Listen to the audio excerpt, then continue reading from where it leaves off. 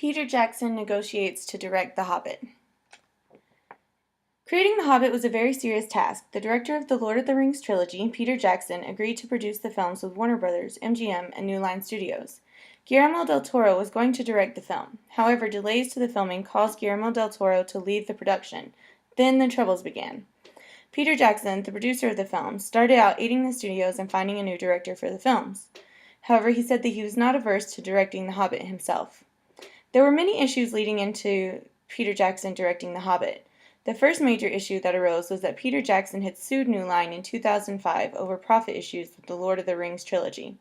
This had originally caused issues with Peter Jackson even producing The Hobbit. The two parties had managed to patch things up for Jackson to produce, but him directing was not what had been planned. The second major issue that arose was Peter Jackson was contractually obligated to other films at the time. Jackson did not know if the other studios would let him out of his contracts. The reason that Guillermo del Toro had left was the situation with time constraints in the filming. Jackson was looking at least a 3-year commitment for production of The Hobbit. The studio had its own issues with hiring a new director for The Hobbit. The first major issue the studio had was that Guillermo del Toro had just left due to timing delays. The reasons for these delays in production were ownership rights and monetary considerations. MGM had ownership of The Hobbit and was unwilling to release its hold on the film, even to sell to Warner Brothers' New Line Studios. This, of course, led to the second issue that arose for the studios. MGM was in the throes of considerable debt while still trying to set a date for beginning production. In fact, MGM had put most of its large productions on hold until the debt could be resolved. Though it may seem the case, Peter Jackson's fee was not an issue on the films.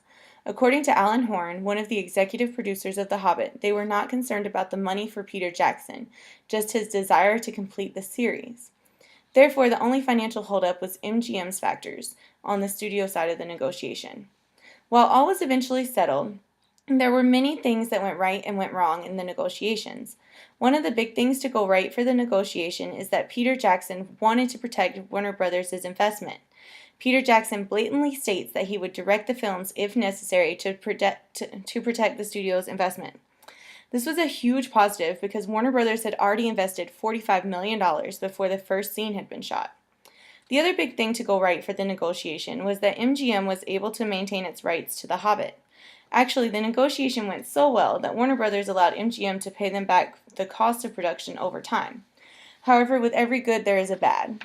The first negative issue was that these negotiations were taking a long time.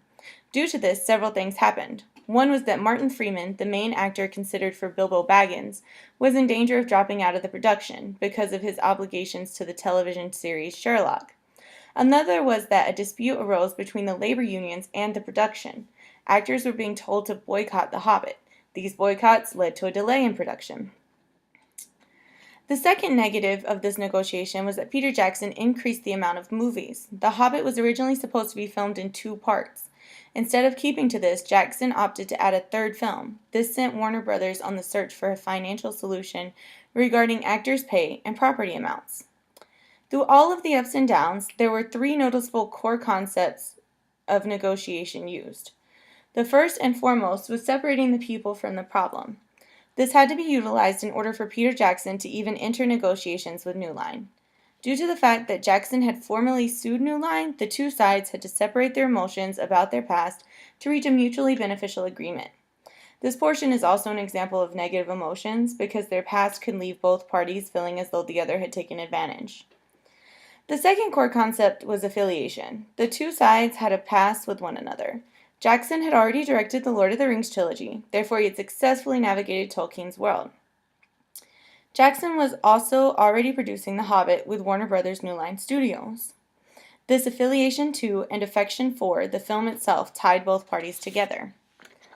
The third core concept was appreciation. This actually relates directly to the other 2 core concepts. There was an appreciation from Warner Brothers that Peter Jackson knew how to handle the world of J.R.R. Tolkien. There was also an appreciation on the behalf of Peter Jackson that Warner Brothers was ready to invest in and develop these films. As such, both parties were able to come to the negotiation with a mutual respect and the optimism for a mutually beneficial solution. In conclusion, an agreement was reached. Through all of the good and the bad, Peter Jackson became the director for The Hobbit.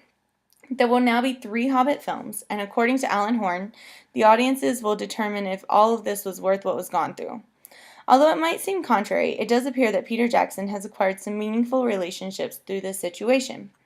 The main relationship fostered was the one with Guillermo del Toro, who openly wished that Jackson would take over his spot as director. The other long-term relationship fostered was between Peter Jackson and Warner Brothers.